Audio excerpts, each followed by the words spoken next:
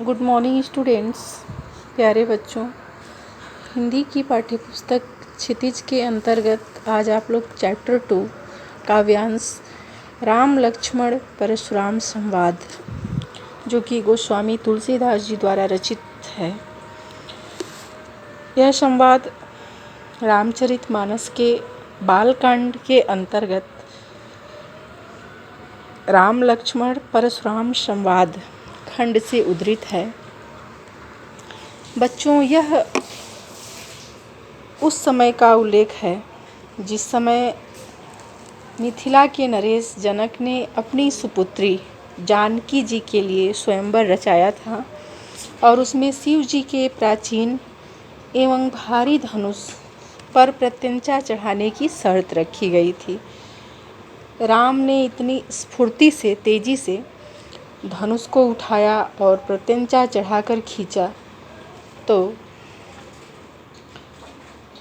धनुष तुरंत टूट गया और इस पर घोर गर्जना हुई। और उसी समय क्रोध में परशुराम जी वहाँ आते हैं और पूछते हैं कि यह धनुष किसने तोड़ा।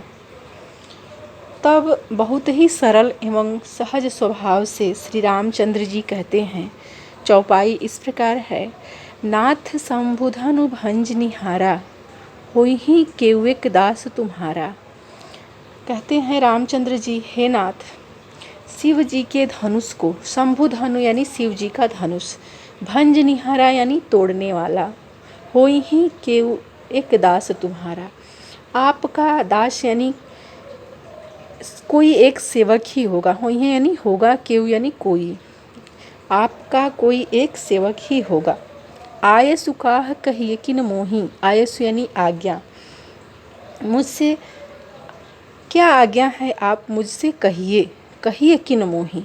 सुन रिसाय बोले मुनिस कोही।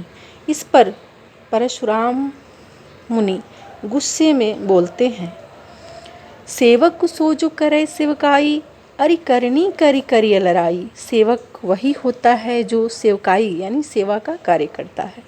अरि करनी, अरि यानी शत्रु, करनी यानी कर्तव्य, शत्रु का कार्य जो होता है शत्रुता करना यानी व्यर्थ लड़ाई मोल लेना होता है। लड़ाई यानी लड़ाई करना होता है। सुनहु राम जी शिवधनु तोरा, सहस बाहु सम सो रिपु मोरा। वह ए राम सुनो, सुनहु राम यानी हे राम सुनो, जिसने शिव जी का धनुष तोड़ा है। शिव धनु तोड़ा, जे ही शिव धनु तोड़ा यानी जिसने शिव जी का धनुष तोड़ा है। सहस बाहु सम सो रिपु मोरा, सहस्त्र बाहु के समान वह, सम रिपु में मोरा यानी रिपु यानी दुश्मन, सम यानी समान, सम सो रिपु मोरा यानी वह सहस्त्र बाहु के समान मेरा दुश्मन है, शत्रु है। सो विलगाऊ बिहाई समाजा, नत मारे जय हैं सब राजा। सो विलगाऊ वह अलग हो जाए, हमारे इस समाज को छोड़कर वह अलग हो जाए। नत मारे जय हैं सब राजा, नहीं तो सभी राजा मारे जाएंगे। सुनि मुनि वचन लखन मुस्काने, बोले परशुधर ही अवमाने।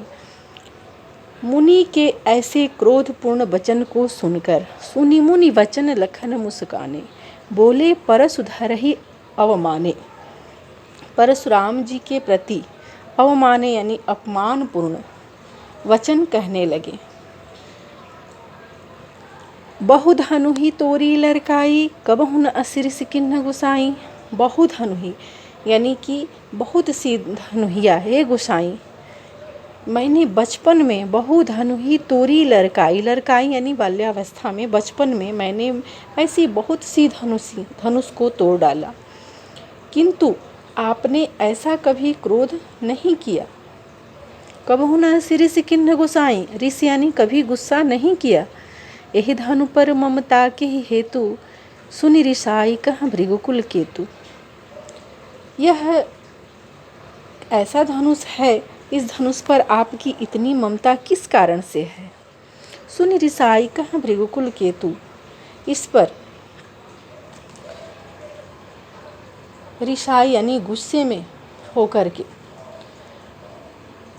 यह सुनकर भृगुकुल में जन्म लेने वाले परशुराम जी ने क्रोधित होकर कहा, क्या कहा, रे नृप बालक काल बस बोलत तोहिन संहार, धनु ही सम त्रिपुरारि धनु विदित सकल संसार।